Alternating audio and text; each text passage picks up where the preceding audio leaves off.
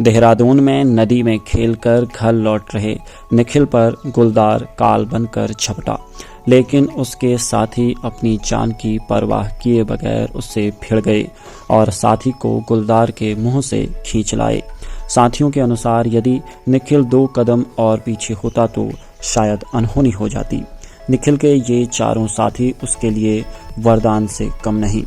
निखिल रविवार दोपहर अपने पड़ोसियों कमल थापा, गौतम थापा, उमेश थापा और करण थापा के साथ रिस्पा नदी में खेलने निकला था। इसमें कमल, गौतम, उमेश की उम्र करीब 21 से 22 वर्ष के बीच है, जबकि करण और निखिल हम उम्र हैं। शाम करीब 5 बजे के बाद वहां अंधेरा होने लगा था। वॉलीबॉल खेलते हुए उन्होंने कुछ देर के लिए वहां आग जलाई और हाथ सेकने लगे। इसी बीच निखिल ने कहा कि घर चलो, सब इंतजार कर रहे होंगे। कुछ देर बाद सभी पांचों वहां से चल दिए। सबसे पीछे निखिल करीब 5 कदम की दूरी पर चल रहा था।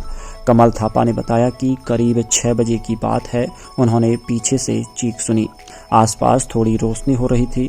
उन्होंने देखा कि निखिल पर गुलदार झपट गया है। इस पर उन्होंने आव देखा न ताव सभी चारों लोगों ने निखिल के पांव पकड़ लिए। गुलदार के मुंह में निखिल के सिर का पिछला हिस्सा था।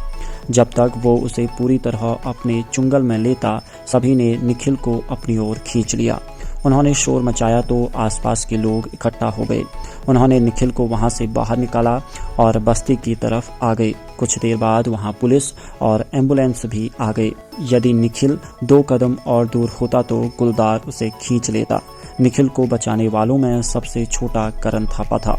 उसकी उम्र करीब 12 से 13 साल है। जैसे ही कमल, उमेश और गौतम निखिल की ओर आए तो करण ने भी बहादुरी दिखाई। अभी निखिल का उपचार चल रहा है, जल्द ही वो घर लौट आएगा।